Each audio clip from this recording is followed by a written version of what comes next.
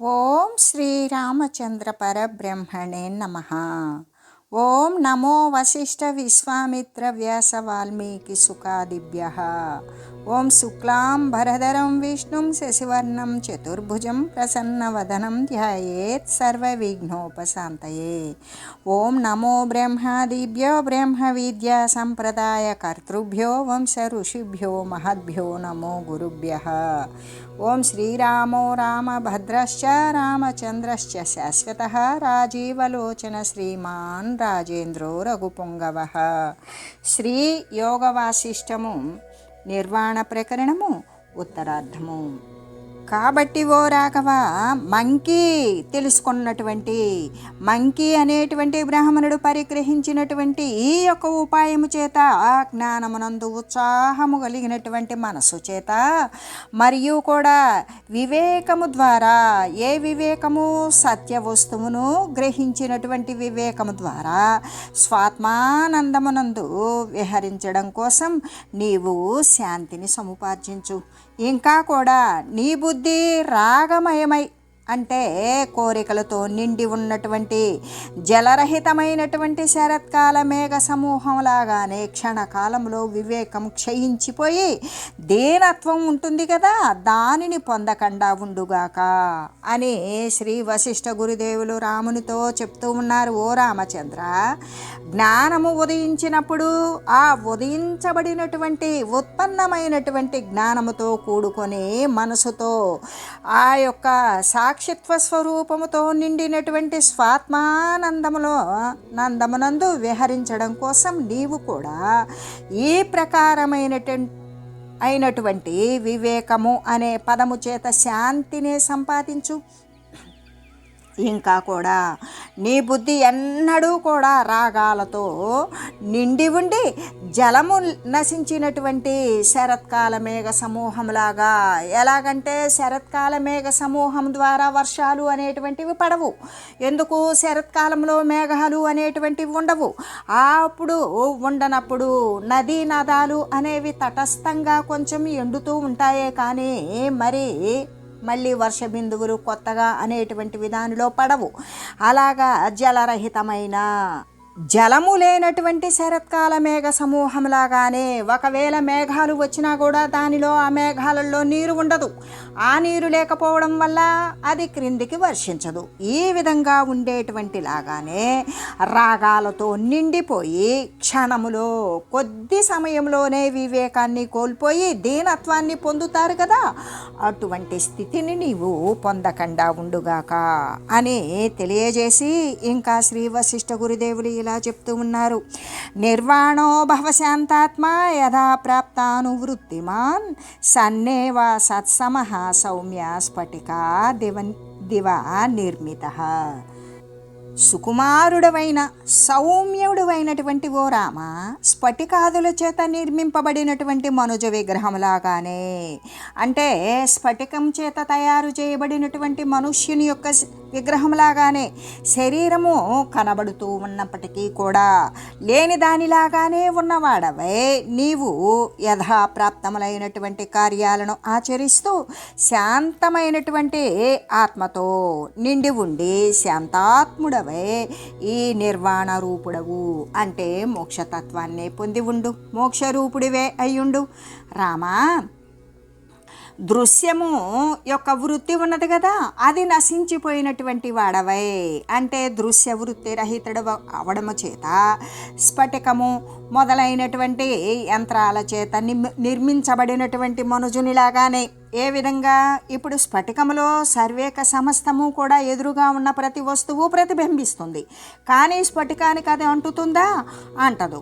అలాగే యంత్రాలతో నిర్మించబడినటువంటి మనుజుడు ఏమవుతుంది అంటే ఏదైతే దానికి నియోగించబడిందో ఆ క్రియ చేస్తాడు, కానీ దేని చేత సంగమ లేకుండా ఉంటుంది యంత్ర నిర్మితమైనటువంటి విషయం. అలాగే నీవు కూడా యంత్రముతో నిర్మించబడినటువంటి మనుజునిలాగానే, అంటే దృశ్యమాన వస్తువుల పట్ల ఎటువంటి సంగము లేకుండా ఉన్నట్లుగా నీవు మనుజునిలాగా ఉన్నప్పటికీ కూడా లేనివాని చందముగానే ఉంటూ, అంటే దేనితో సంగము లేకుండా ఉండడం, అంతేకాదు యథాప్రాప్తమైనటువంటి కార్యాలనే ఆచరిస్తూ ఉండు. దాని వలన నీవు నిర్వాణ రూపుడవు, అంటే మోక్షతత్వాన్ని పొందుతావు, శాంతమైన ఆత్ముడివే అవుతావు, ఆ విధంగానే అవ్వు అని చెబుతూ, అంతేకాదు అంటే ప్రబోధాన్ని జ్ఞానాన్ని పొందడానికి పూర్వం ఏముంటుంది?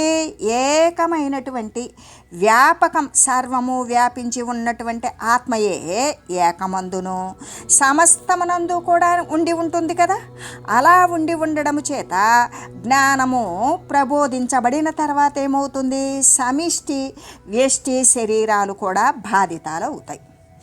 అంటే ఇక సముదాయాలు కానీ ఏకంగా ఉన్నటువంటి దేహాలు ఏవైతే ఉన్నాయో ఆ జ్ఞానము ద్వారా అవి దృశ్యమాన వస్తువుల క్రిందనే జమ కడతాము. అవన్నీ కూడా వాటిని అబద్ధ స్వరూపాలుగానే చూస్తాము. జ్ఞానం చేత అది ఎప్పుడైతే బాధితమవుతుందో ఆ ఆత్మయే ఏమవుతుంది? ఏకమందు అయినా లేదా సమస్తమందు అయినా, అంటే ఏకమందు కానీ సమస్తమందు కానీ లేక ఉండడం చేత ఇక ఆ ఆత్మయందు అనేకత్వము అనేటువంటి దానిని గురించినటువంటి కల్పన ఉంటుందా? అసలు ఎట్లా ఉండగలుగుతుంది?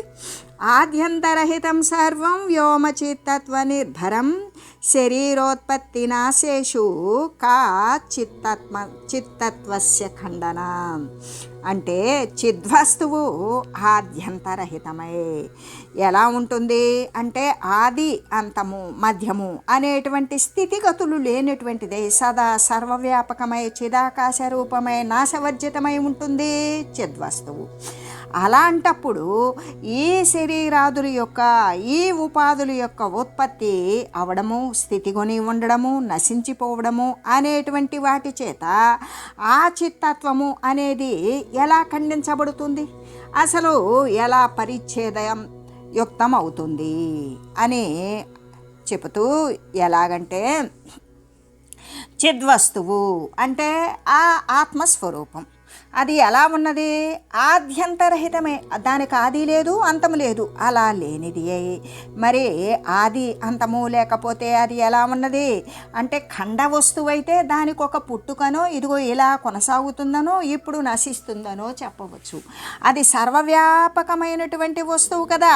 వస్తువా అంటే కాదు, ఎందుకు? మనం బోధనా సౌకర్యం కోసం దానిని వస్తువు అని సంబోధించవలసి వస్తుంది, కానీ వస్తువు కాదు.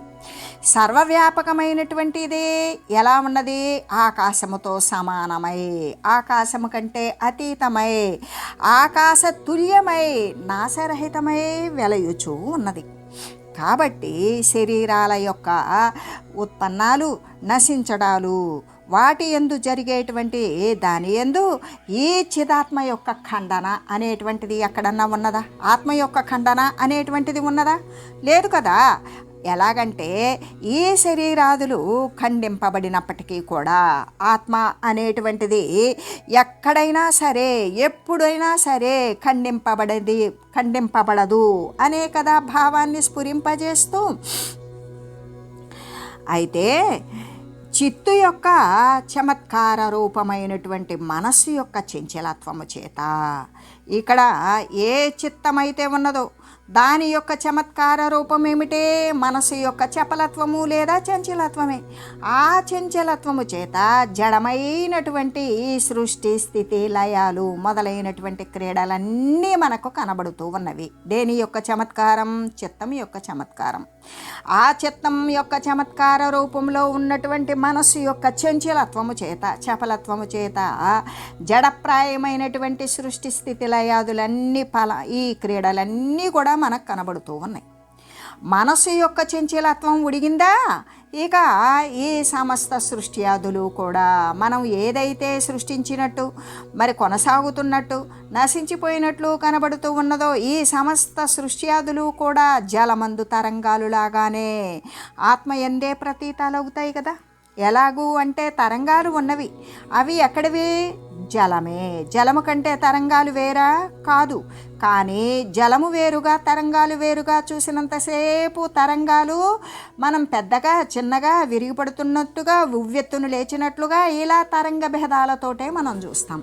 కానీ ఏమి చూసినా అది పెద్దగా వచ్చినా చిన్నగా వచ్చినా నీరు కంటే భిన్నమైనటువంటి వస్తువు అక్కడ ఉన్నదా? లేదు.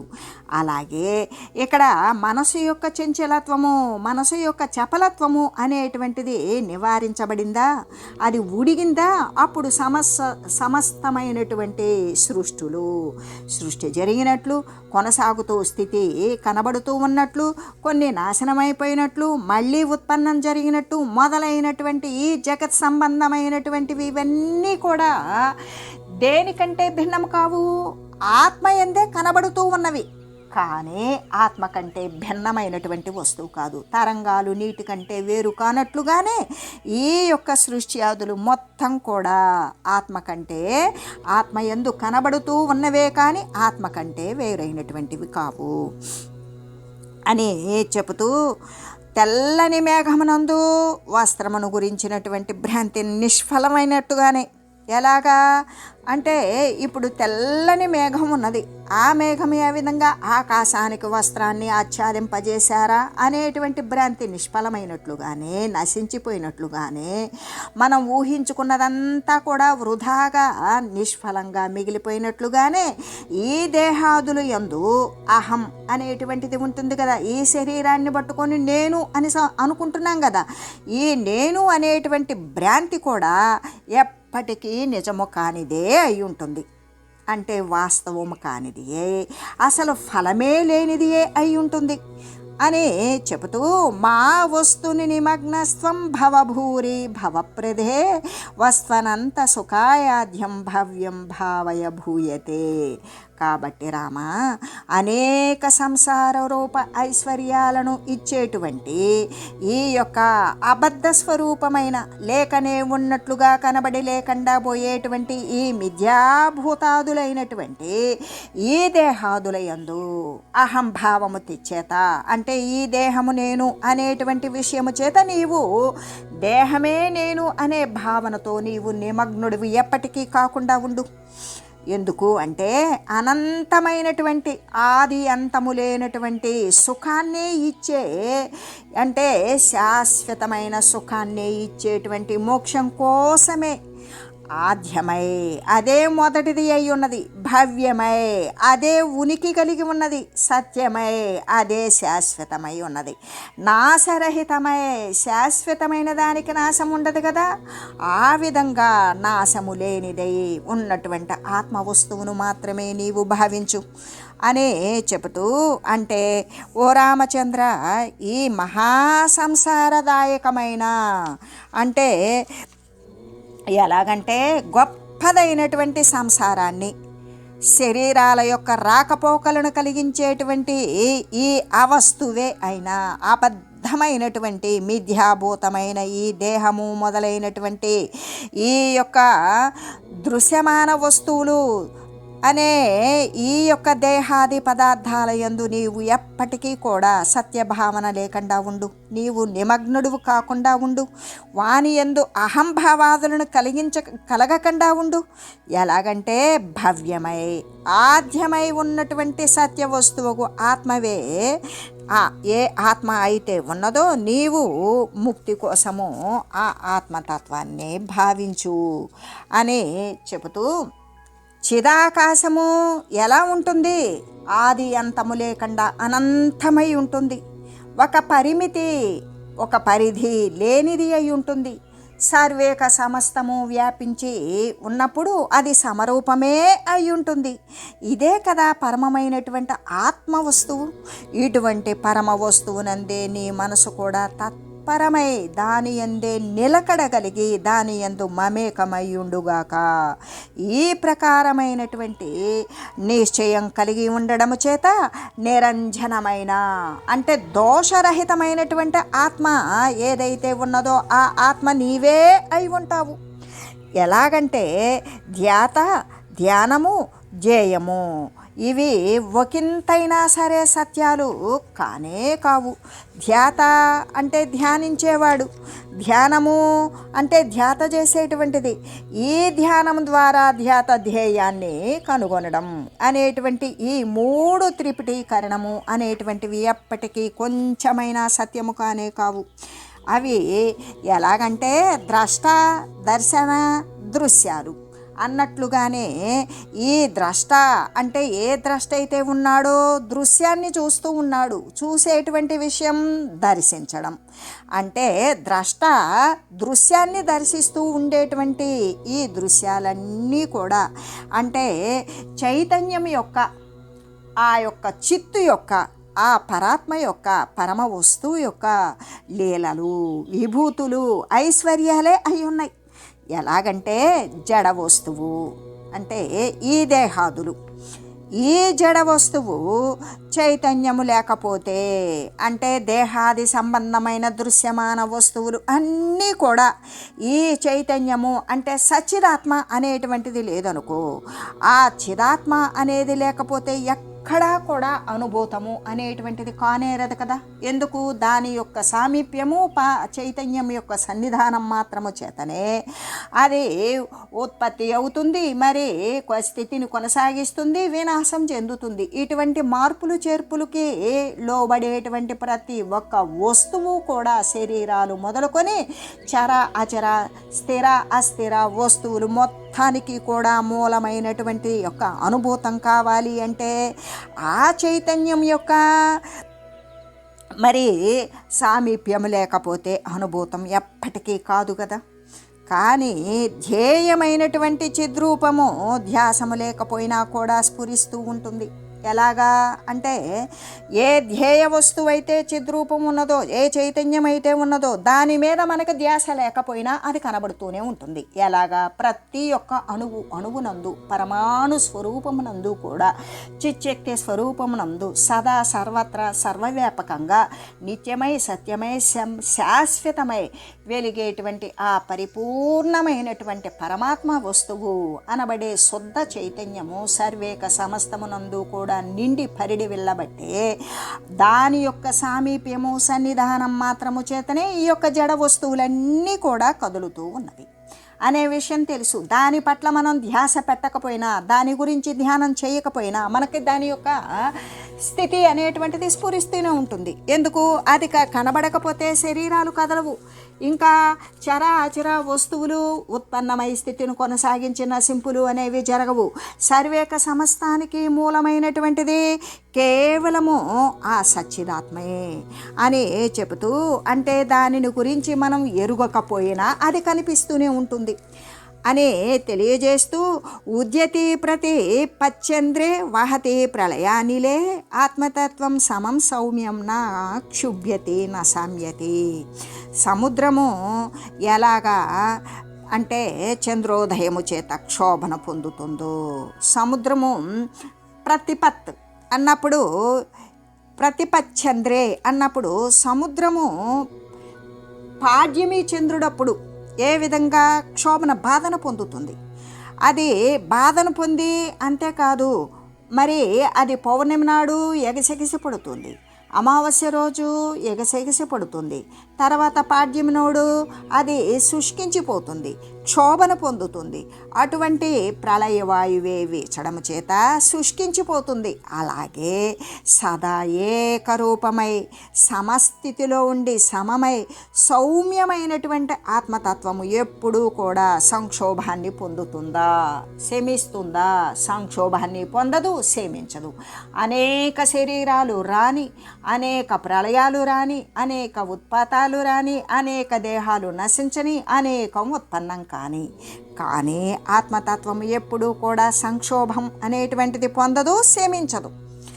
అదే సముద్రం అయితే ప్రతి ఒక్క అమావాస్య మరణాడు, ప్రతి ఒక్క పౌర్ణమి మరణాడు కూడా ఆ విధంగా సంక్షోభానికి లోనవుతుంది. అంటే పాడ్యమి రోజులో చంద్రోదయము చేత క్షోభన పొందుతుంది. ప్రళయవాయువు గట్టిగా వీచినటువంటి గాలి చేత శుష్కించిపోతుంది. కానీ ఎల్లప్పుడూ కూడా సదా ఏకరూపమై సమమై సౌమ్యమై ఉన్నటువంటి ఆత్మతత్వం అయితే సముద్రంలాగా ఎటువంటి సంక్షోభాన్ని పొందదు, ఎటువంటి శమించడం అనేటువంటిది కూడా ఉండదు అని చెబుతూ, ఎలాగంటే సముద్రం ఏమవుతుంది? చంద్రోదయ సమయంలో పొంగుతుంటుంది. ప్రళయవాయువు అంటే గట్టిదైనటువంటి వాయువు వీచిందా బాగా ప్రవహిస్తుంది వేగంగా. అంతేకాదు ఒక్కొక్కసారి పూర్తిగా ఇంకా శుష్కించిపోతుంది. కానీ ఆత్మతత్వం అయితే ఎప్పుడూ కూడా పొంగటం కానీ కొంగటం కానీ, ఎక్కువ కావడం కానీ తక్కువ కావడం కానీ ఉండనే ఉండదు. ఎల్లప్పుడూ ఆత్మతత్వం సమంగా ఉంటుంది, సౌమ్యంగా ఉంటుంది. అది ఒకప్పుడు సంక్షోభించడం కానీ మరొకప్పుడు శమించిపోవడం కానీ జరుగుతున్నదా అంటే అది జరగదు అని తెలియజేస్తూ, అంతేకాదు ఇప్పుడు నవకయందు వెళ్ళేటువంటి వానికి ఏమవుతుంది, ఆ స్థానువులు అంటే ఆ యొక్క ఏ నదీ తీరమో ఏ సముద్ర తీరంలోనో ఉన్నటువంటి స్థానువులు, వృక్షాలు అంటే ఆ తీరంలో ఉన్నటువంటి పర్వతాలు మొదలైనవన్నీ కూడా నీటి యందు ప్రయాణం చేసేటువంటి వానికి ఆ తీరస్థంలో ఉన్నటువంటి ప్రతి వస్తువు కదులుతున్నట్లుగా ఉంటుంది. అంటే ఇంకా కూడా సుక్తి అందలి రజత బుద్ధిలాగానే ఇప్పుడు మనకి ఆ తీరంలో ఉన్నటువంటి ఆల్చిప్పల యందు మనకి దగదగ సూర్యకిరణాల చేత మెరేబడుతూ రజత బుద్ధి అంటే ఇది వెండి ఏమో అనేటువంటి బుద్ధి కలిగిస్తుంది. అలాగే ఈ యొక్క చిత్స్వరూపమునందు దేహాదులు అంటే ఈ ఉపాధులు అనేటువంటివి కనబడుతూ ఉన్నప్పటికీ కూడా ఇదంతా కూడా చిత్తం యొక్క భ్రమ మాత్రమే అయి ఉన్నది కదా. ఎలాగంటే నీళ్ళల్లో పోయేవాడికి తీరస్థ వృక్షాలు, పర్వతాలు ఇవన్నీ కూడా స్థానువులు కదులుతూ ఉన్నట్లు అనిపించినట్లుగానే వాస్తవానికి అవి కదులుతూ ఉన్నవా? కదలడం లేదు. కానీ వానికి కదులుతున్నట్టు కనిపించడం లేదా? కనిపిస్తూనే ఉన్నది, కానీ అవి కదలడం లేదు. అలాగనే ఇక్కడ ఈ సముద్ర తీర ప్రాంతాల యందు కానీ నదీ తీర ప్రాంతాల యందు కానీ ఆల్చిప్పలు, గవ్వలు ఎప్పుడైతే ఉన్నవో అవి సూర్యకిరణాలకి మరి మెరుస్తూ వెండిలా కనబడుతుంది. కనబట్టలేదా? కనబడుతుంది. మరి అది వెండి అయిందా? లేదు, గవ్వ, అది ఆల్చిప్ప. అట్లాగే ఈ యొక్క చిత్స్వరూపమునందు దేహాదులు, ఉపాధులు, జగత్తు, స్థావర జంగమ రూపములు ఈ యొక్క చర స్థిర ఉన్నటువంటి వస్తు సముదాయాలలో సర్వేక సమస్తంలో కూడా ఈ ఉపాధులు కనబడుతూ ఉన్నప్పటికీ కూడా ఇదంతా కూడా దేని యొక్క భ్రమ అంటే చిత్తం యొక్క భ్రమ మాత్రమే అయ్యున్నది. అంటే చిత్తదృష్టి చేత ఈ యొక్క దేహాదులన్నీ కూడా దేహాలు, ఇతరత్ర స్థావర జంగమాదులు మొదలైనవన్నీ కూడా కల్పించబడి ఉన్నట్లుగానే ఈ యొక్క దేహ దృష్టి చేత చిత్తము కూడా కల్పించబడింది. అంటే దేహము సత్యము అన్నప్పుడు దేహాంతర్గతంగా ఉన్నటువంటి మానసేంద్రియాలన్నీ సత్యంగానే కల్పించబడతాయి. ఇంకా కూడా ఈ దేహము, ఈ చిత్తము, ఈ దృష్టుల చేత జీవుడు కూడా కల్పితుడే అవుతూ ఉన్నాడు. అలాగే జీవదృష్టి చేత ఆ దేహము కానీ ఆ చిత్తము కానీ అంటే దేహ చిత్తాలు రెండూ కూడా కల్పితం. మళ్ళీ వాడు జీవుడే అయి ఉన్నాడనుకో, ఈ దేహము ఈ చిత్తము రెండు కల్పితాలే అని జీవుడు భావించినట్లుగానే. కాబట్టి ఇక్కడ ఆ పరమ పదమున అసలుకి ఆ సర్వవ్యాపకమున ద్వైతము అనేటువంటిది ఎక్కడైనా ఉన్నదా? రెండు అనేది ఉన్నదా? లేదు. ఈ దేహాదులన్నీ కూడా శుద్ధ చైతన్యమునందు కల్పితాలే అని కదా భావము అని చెబుతూ బ్రహ్మదృష్టి చేత సమస్తమును కూడా ఏకమై ఉంటాయి.